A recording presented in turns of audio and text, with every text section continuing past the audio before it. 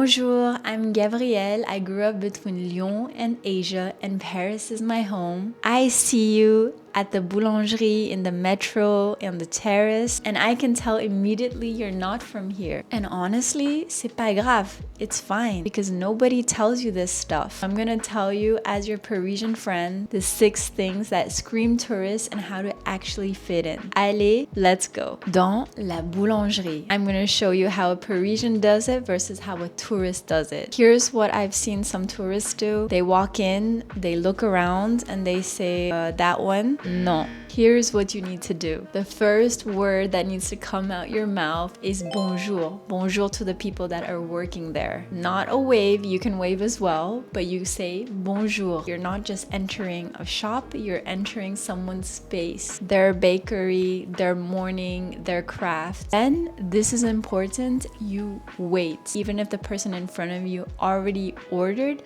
you wait until le boulanger or the person looks at you. And then you can say it again, bonjour, une baguette s'il vous plaît. You can even say une baguette tradition, which is the better version of a baguette. Elle est très très bonne. When you pay, you say merci, bonne journée, and you take it and then you leave. That little bonjour and that eye contact and what you say at the end, that's a difference between I'm a tourist and I respect you and I respect this. Il fait actuellement 37 degrés. It's 37 degrees right now. Je vais me faire une petite glace à la vanille. The next point is about the whole smile thing, which I made a whole video about. To keep it short, I had to include it because it's really come up. It's true, French people don't smile on the street. If you smile at someone random in Paris, they're gonna think that you want something. Parisian, they actually give you really a neutral face. Not hostile, just je te vois, tu me vois, I see you, you see me. We're existing in the same space, et c'est cool. C'est du fleur de sel. I love French salt and I've actually recently been putting it sur mes glaces on my ice cream, et c'est trop bon.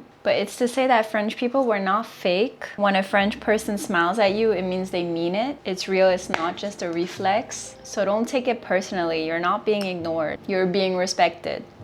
Trop bon. J'aime trop la vanille. I love vanilla ice cream. Et j'adore les sorbets, bien sûr. Next is something that I've brought up before, but it's the volume. Paris is not a stadium. Really noticed it recently, especially in transportation or in certain places, is that French people, they speak at a normal paced voice, kind of like I'm speaking right now. And I think it's something we don't pay attention to, is that when we're put into a new place, we really need to pay attention to our own volume of voice. So next time you can even compare other people and kind of see what is the volume of the voice in the room, in the transportation, and adapt yourself to it. There's another rule is about how you're dressed, even though I feel like this could be a whole different video, and also of course it depends on the seasons. If you're interested for me to make a video about how to dress in a local Parisian way, I could, but let me give you some basics. The red beret, that is something very touristic. Parisians, even me, we love to wear berets, but in more neutral colors, and mostly for autumn and winter rather than for summer like now. So there are just small things. For example, the people that look like they're dressed from a 1920s, 1930s French movie with like the long dresses and polka dots on them.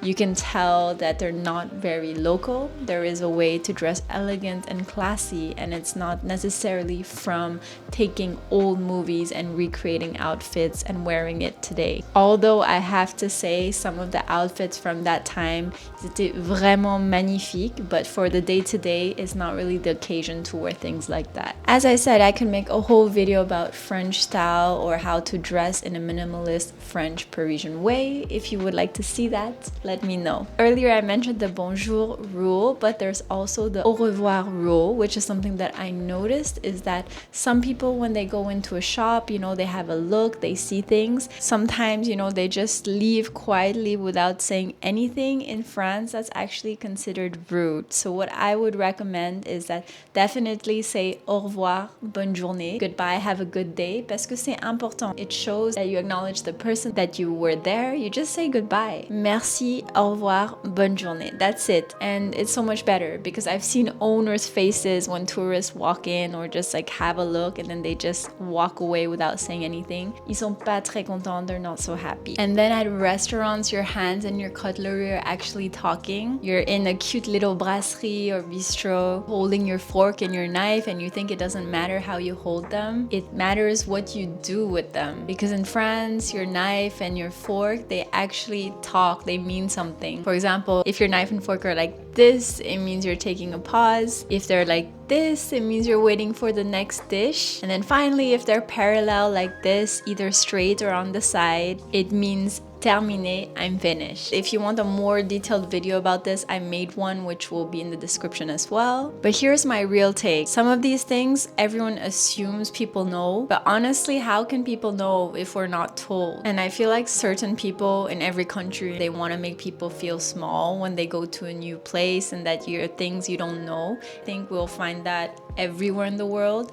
but just being aware of these things, c'est déjà super. If you mess up just a fork or something, it doesn't really matter because at the end of the day, it's just a fork. What matters the most is definitely the respect and the curiosity. You're entering someone's shop, someone's home, their city, their bakery, their rhythm. And there are some agreements and some unspoken things about how to move through their space. And I feel like when you learn them, everything kind of shifts. Locals and people become warmer, things open, the city feels different. It was never only about just being French, it was really about being respectful. So next time you're in France or next time you're in Paris, keep these in mind. I'm also trying to include more in my next French newsletter, which you have the description below if you want to receive it. Little Maymay is joining us with her magnifique petit chapeau, with her beautiful summer hat. And that's because we're actually getting ready to go on a trip in another region, because as much as I love sharing Paris tips,